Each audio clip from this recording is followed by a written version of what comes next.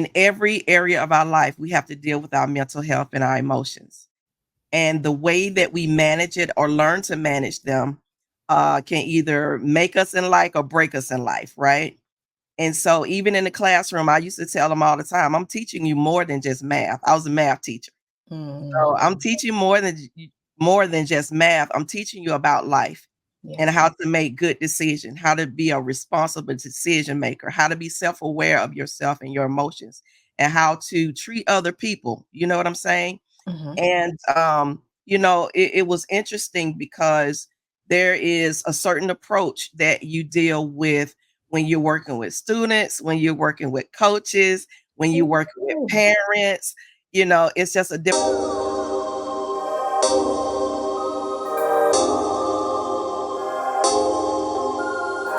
We have my aunt, mama, sister, friend, praying, pastor, preacher, everything you name it. Also, your aunt, mama, preacher, everything that you want in one person. This amazing person, she has it all.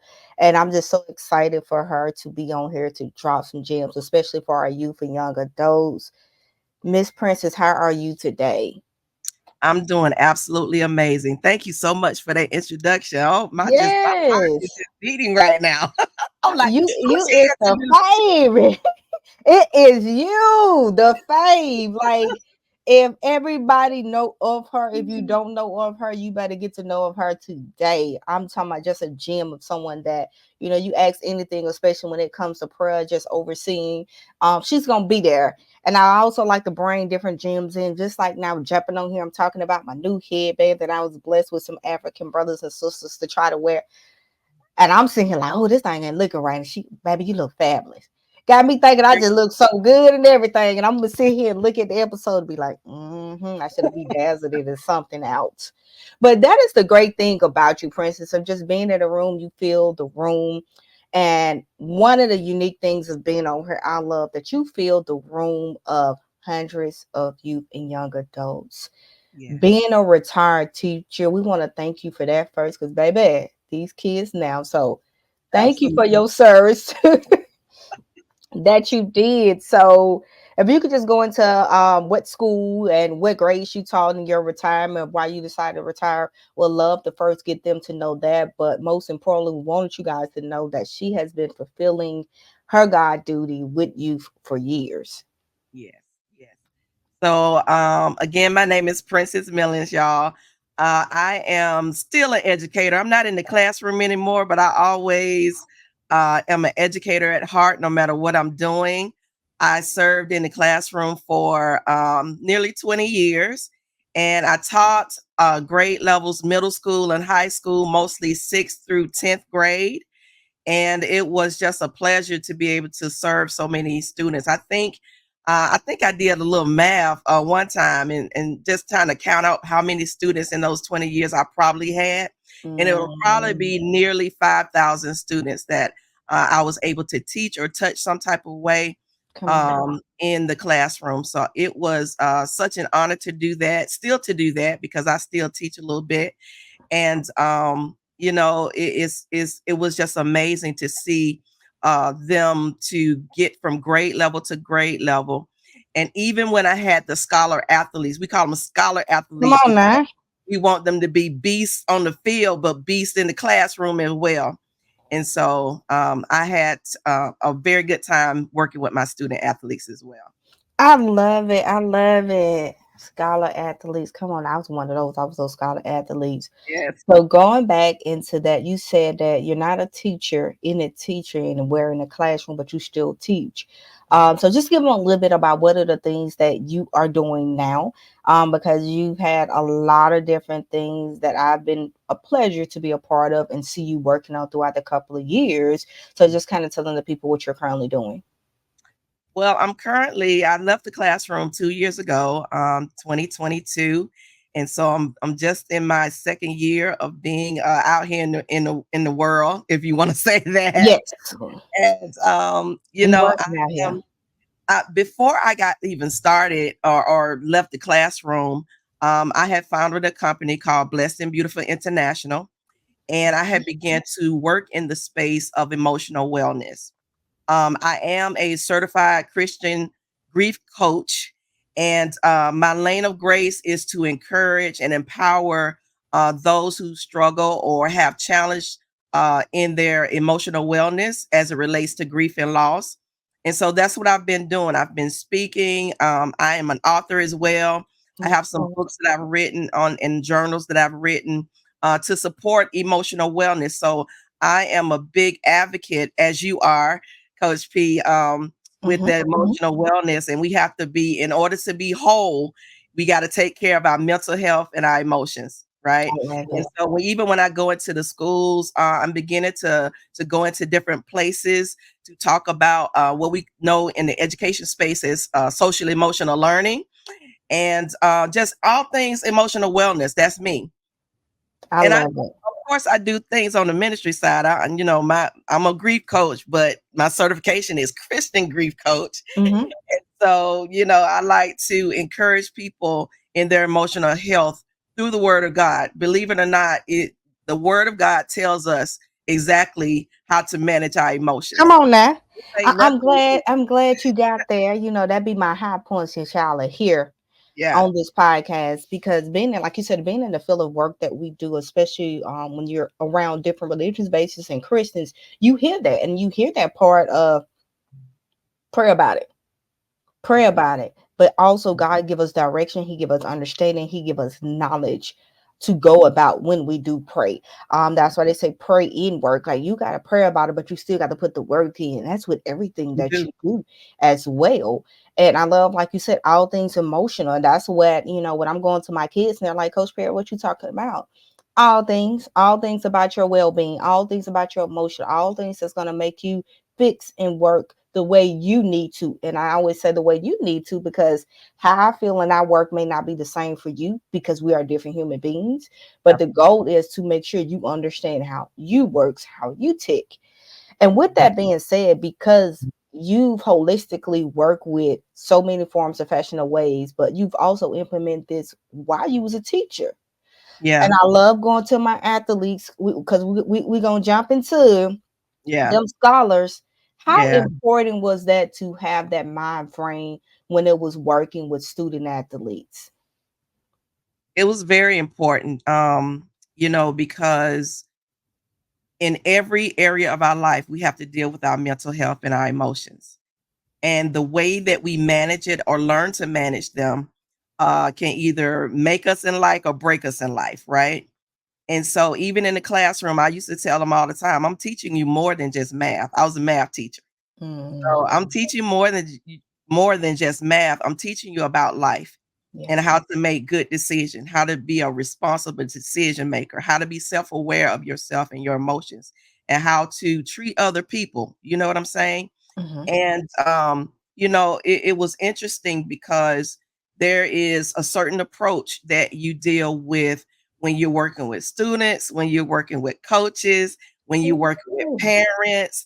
It's just a different approach. And depending on the temperament, depending on the situation, you have to know how to, as a teacher, you have to know how to approach the situation. And that's really just God's wisdom. I had to use God's wisdom in all of Mm, it, you mm. know, and just knowing what to do, how to do it, what to say it, how to conduct myself, and still be the teacher that all the other students that were not athletes needed as well. Oh, yeah. You just went in on it because I love that part because, you'll hear some of the teachers say, I'm not going to show differences. I'm not going to show signs. They have to work too. And I love that you put that you were still there for both of them in it. And can we go a little bit deeper on what were some of the things, examples of stories where you had to flex both of that? Because I really want my teachers that are going to watch this are going to get this clip to understand that aspect that is so important. Just like you or yourself, you're going through different things. You want people to take time with you and focusing. And that's the same way. Really dialing in as a former athlete because it was some teachers that was just like, hey, Erica, what's going on?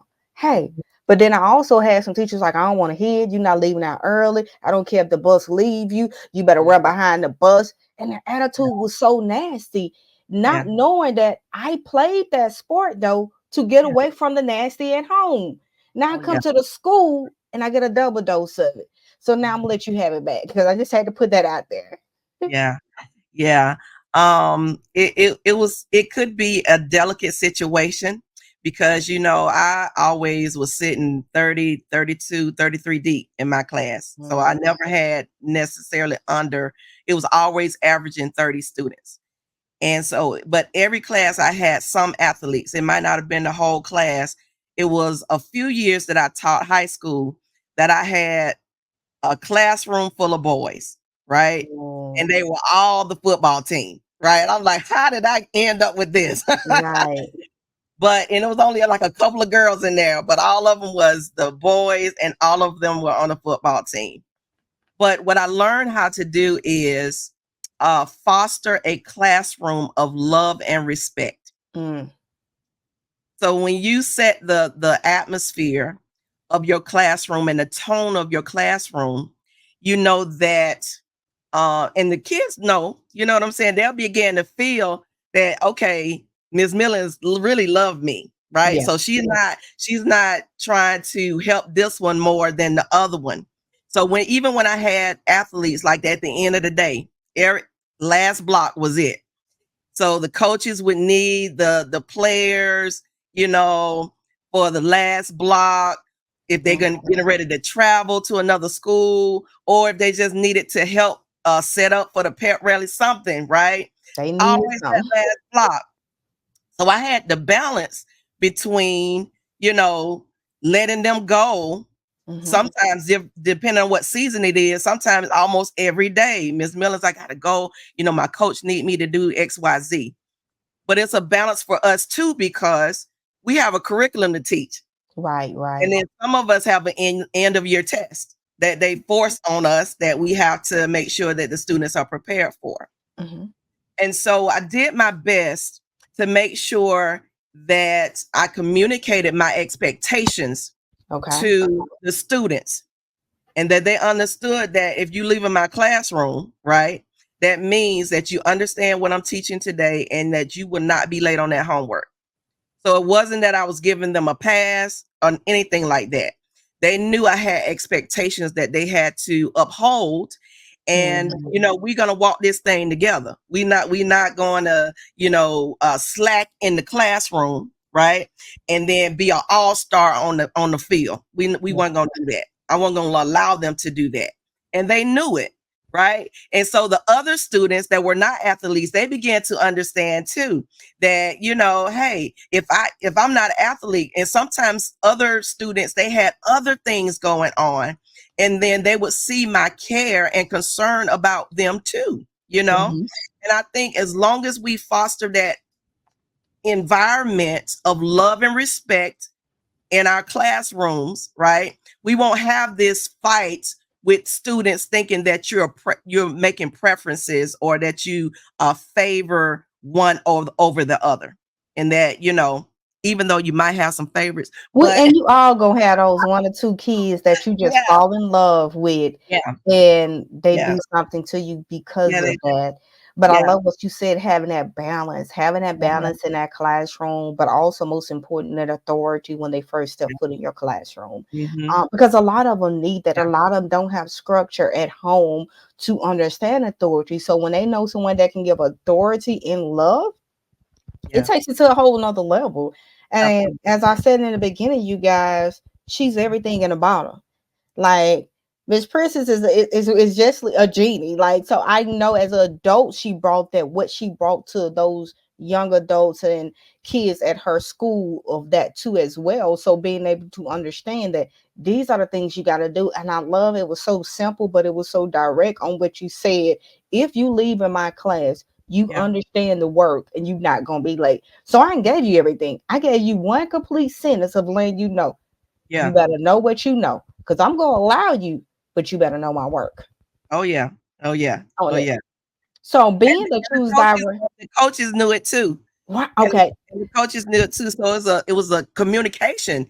between not only me and the student, but I was, good with the coaches too. And Right. the coaches knew me. They wanted those kids to be in my classroom Mhm. because they knew I was going to be a teacher that would be, just like you said, some are just that you're not going anywhere, and they're very difficult in working with even our colleagues being teachers themselves, but also being coaches. Right. But I had respect for them, and they had respect for me too, because I Mhm. was always willing to work with them. I love it. And that's what I was going to get to was how was that relationship with a coach?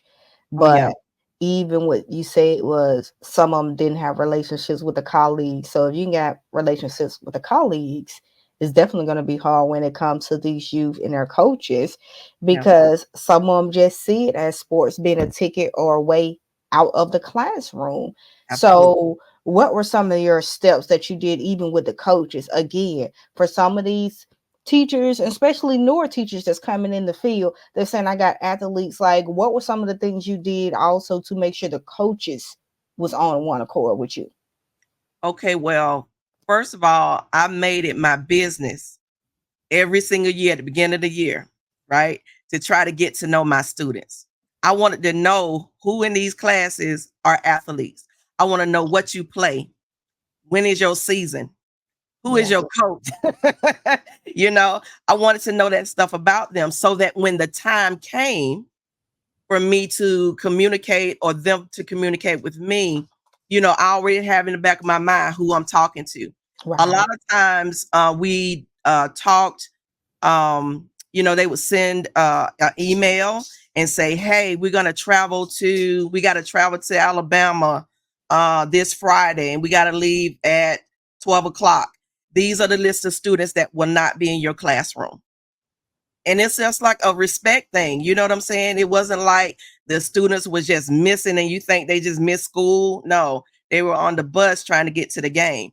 And Right. so sometimes I would go to their classrooms, hey, Mr. Jacobs, how you doing?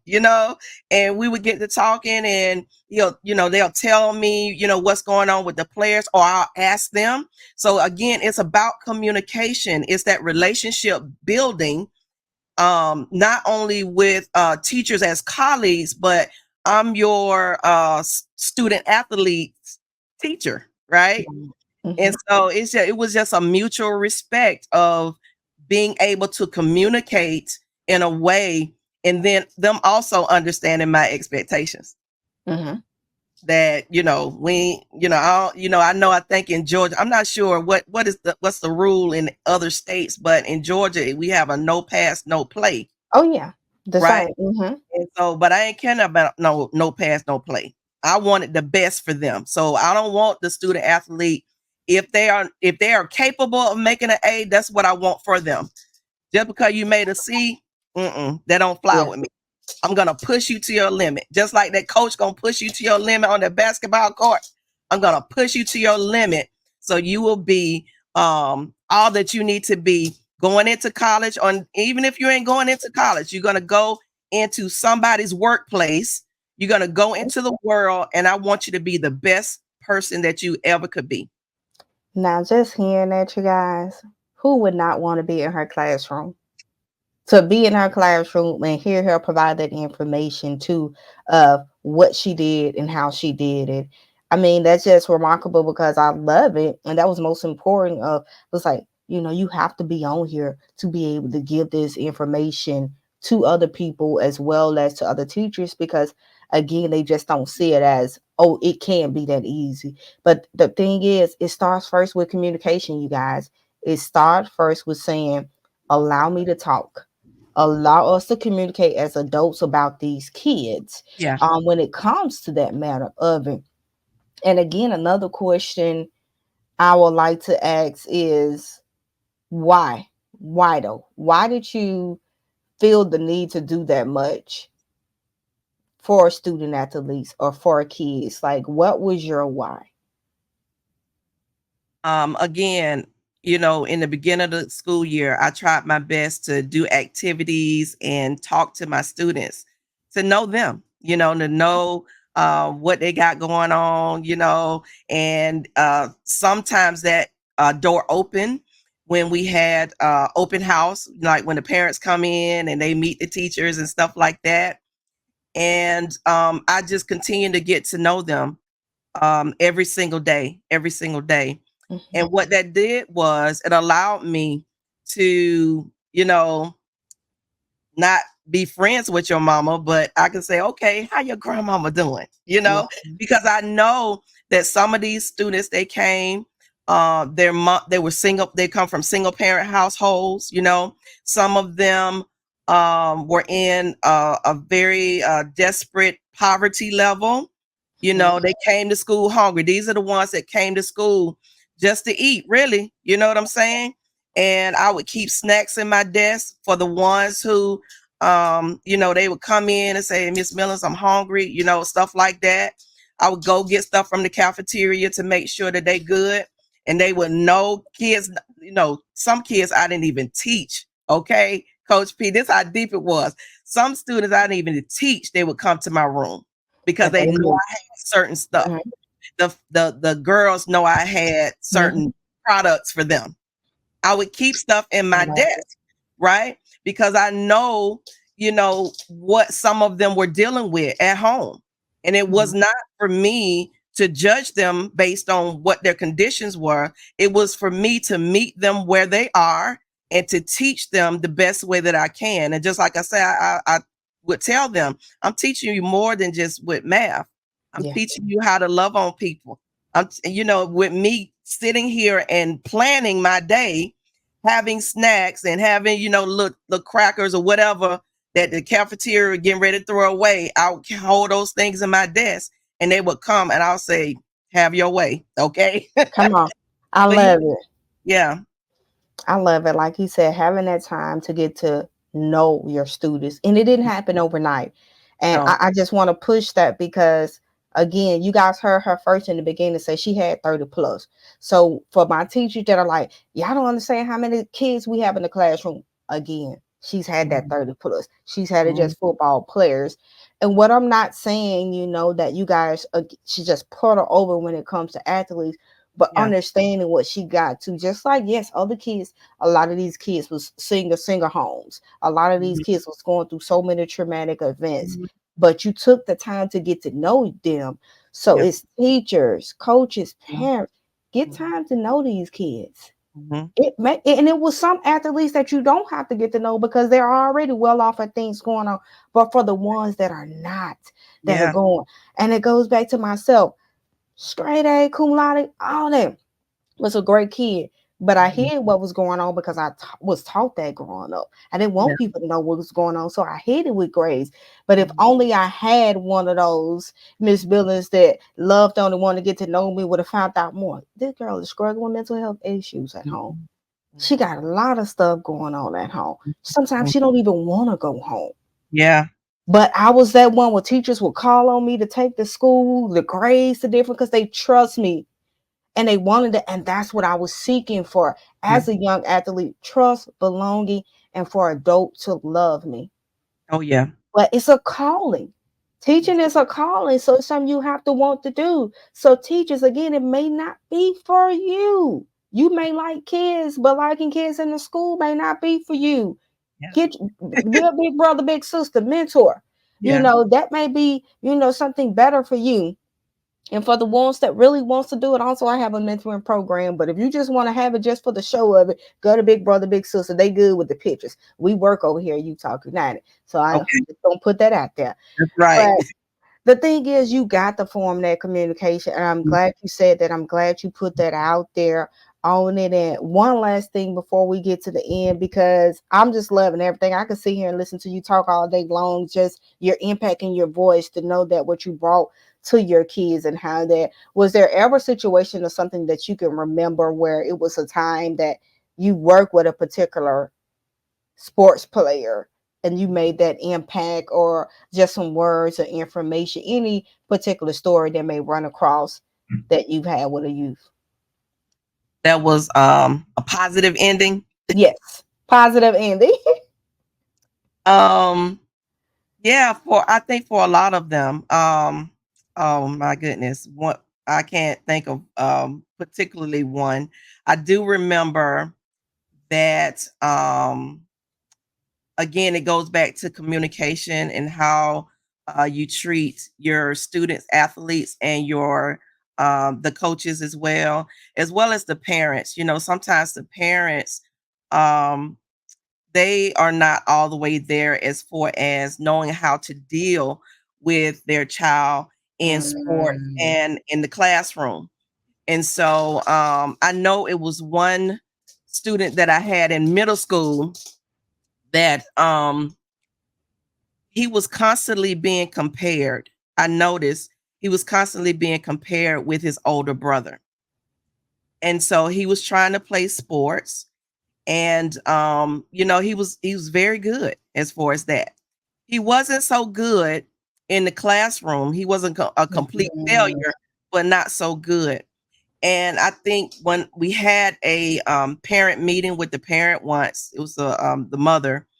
Um, I noticed she would say things like, you know, well, he's just not as smart as his big brother. You know, I didn't have to go through all of that with his older brother and stuff like that. You mm, know, and I think that really crushed his spirit in the classroom, you know, because sometimes, you know, the students have to have support at home, and sometimes they don't have that at home, and we see it through just normal conversations or a parent mhm. conference, certain things that are said, and then we begin to understand why this child is not doing their absolute best, right?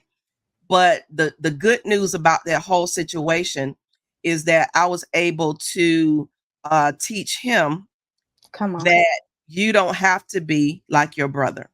Mhm. You understand that you are an individual, and you know everybody is not a straight A student, and that's okay. Be okay with that. And as long as you're doing the best that you can, both on the field and in the classroom, you know, I don't expect anything more than that from you. Yeah. And so there's a piece there's emotional wellness piece for all of us, for the teachers, for the students, for the parents, and for the coaches. And so it again back to that communication, good communication or poor communication can um uplift or destroy everything that you're trying to do. Yeah. And that young man was almost destroyed by his mother's words, his own mother's Mhm. words. And at the end, I remember at the end of the school year, he came back to thank me Yeah. for, you know, kind of speaking life into him and letting him understand that your emotional wellness is important to me. Mhm. And this was way before, you know what? God always, you know, have us working in the vineyard before we get a chance to work in the vineyard. This happened really, Come uh, on. this happened maybe my second year of teaching. Yeah. So it wasn't blessed and beautiful, was not even a eye shot. I didn't even know I was going to be doing this work. But he was And already preparing I you. already been doing it, right? But I was just in awe of that student coming back to thank me for, you know, speaking life into him and understand that, you know, he's not his brother and it's okay. I love it.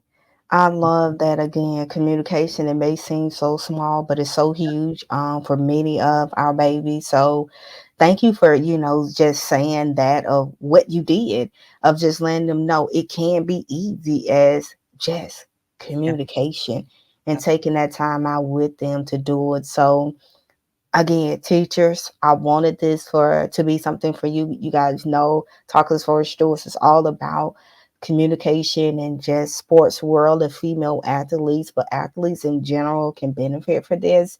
And I don't want to miss different aspects and topics because sports is a community. We need everybody. Yeah. Again, it's that emotional still, that environment, emotional piece that everybody is needed to grow. It's some teachers that have shattered kids' dreams because of them being negative and nasty. Yeah. Yeah. So That is Absolutely. something too, yeah, that is inside of the classrooms as well too, because some of these kids again just want a scapegoat. They want a Yeah. place. But some of you guys' words, the negativity of what you speak and how you speak, just as this young man mother did, can crush your kid. Yeah. They know that they may not be the smartest in that area. Mhm. And you telling them that too while they're trying to pursue a sport and letting them know you won't be able to play this sport if you don't have the grades, instead of communicating and help them with it. Yeah. A lot of these kids, and we're gonna say a lot of the males, they hide behind sports because they don't know some of the things because they've been pushed along through school. Mhm. And that goes back to a lot of teachers. You say you in here to help teach because you know some teachers not teaching, which means if you know that there's a lot of kids that got pushed through that did not learn a lot of things. Absolutely. And some of them was placed in your classroom for a reason. Again, coaching, Right. teaching. It's an assignment purpose. God put someone in them just to see what kind of leadership you have. Absolutely. And that was the biggest thing I always Yeah. thought about when I was used to coach was, God, did you give me this little girl for a reason? Did Mhm. you really want me to work with them? But I always knew, as you said, it was something that he was showing me. I'm gonna have you work on this now because I know where I'm taking you to go to their route. So Yeah. thank you like again for just shining the light to us on the teachers. We do have one more because I got to see what you got going on. Any feedback or just last information you want to give to teachers as we continue past that subject of what is some feedback or just lasting remarks you want to give some teachers that may be struggling with it or going to struggle with this certain situation. Yeah. I would just say and encourage teachers to know that you're teaching more than your subject area. And the way that we treat our students, the way that we interact with them, the way that we and the expectations that we set from them, it will shape the whole child. I always consider myself a holistic teacher. You know what I'm saying? Yeah. Sometimes you have to scrap that lesson plan. I'm sorry. Sometimes Mhm. you have to scrap that lesson plan and just talk to the students about what's going on. Yeah. And my heart just went out to so many students when the pandemic happened because they had to go home and they didn't have anything. And then some of the students, home was the last, just like you were saying, home was the last place that they wanted to be and they had to go. Yeah. And so we got to remember that clear communication expectations and just understand that we are more than our subject area. We're trying to teach them how to live in the world, how to, be productive members of society. No matter what their path is, everybody is not going to college. Everybody's not Mhm. going down the path that we went down. Mhm. But whatever the path that they choose, you want to have made a positive impact in their life. So they would come back and say, I have students right now that remember me, and I don't remember their names, but they remember me because, again, they know that I'm the one that's going to always tell them a good morning. When they come into the classroom, good morning, and they would say good morning to me back, right? Right. And every single time they went out the classroom, I would say, have a good day. I would meet them at the door and say, have a good day. And I would touch each and every one of them. And they still remember that. So we have to remember that we are more than just our subjects. And we have an individual that we are teaching that has mental, emotional needs, you know, physical, being out there on the field or whatever. They Yes. have all of these needs that they have, and we contribute to that. So the question is, how do you want to contribute? Do you want to contribute in a positive way or a negative way? And I believe the majority of us do want to contribute in a positive way, and maybe sometimes just don't know how to do it. So I'm just encouraging y'all to understand that you are more than your subject. Okay. You are more than your subject. I'm gonna be using that one right there. At least I tell folks ahead of time. I Yeah, love that you are more than a subject. That is very, very, very deep right there, and that can go so many different ways. For a teacher that is going to take that on. So that teacher that takes that on, utilize it, make an impact from it, but most important, implement it and use it with someone else. Give somebody else that knowledge. So big on when me and my friend was talking about that. And I'm on a little rampage, but it's okay, you guys. We about to shut down in a minute. But when God works, you got to keep working. And they talk. We was talking about that. It was a group of us, and she and another guy. We was just talking about being disciples. And mm, being disciples meaning that when you get the information, you don't hold on to the information. You go yeah, out and you pour it out into that city. You pour it into that school. You pour it into those other teachers. You pour it into those other students. mhm, Sometimes we hoard informations, but we absolutely. all are here to be disciples in some form or fashion. We all have some common goal that is our purpose. Whether you found it or you've already found it, you are a disciple of something. And a Yeah, disciple means you're constantly learning, you're constantly getting poured into so you can pour into others. yeah, So what she just said is for you to get pour into yourself, mhm, shake it around and making sure you got it, and then pour into somebody else, add something else to it mhm. because you're more than your subject. More than I love that right there. So tell her what you got coming up though. What is she got coming up, Miss Princess? well, the main thing that I have coming up in August, I have a bounce back challenge that I'm getting ready to do. Yeah, bounce back. 5 days to an unbreakable you is going down the second week in August, and 5 days of encouraging you in your emotional wellness journey. And again, I'm more than just a grief coach or consultant. I do just show people how to do and be more in their emotional and mental health. So we got a 5 day challenge coming up, and it's going to be free. So you all, I have the link up to register very, very soon, and you can see me at princessmillens.com for it. All right. And you guys will get all that information with the link below. I know some of you guys going to reach out or contact her, especially in the teacher's field. I know someone will be doing this. I'm going to make sure I get an affiliate link for her too to make sure I have it because I got some from it. I know you guys are definitely going to be gaining some from it. But as always, this is your girl, Coach Perry, and y'all know what it is. Don't just talk about change, be a doer of change. Why? Because you deserve it. Y'all be great.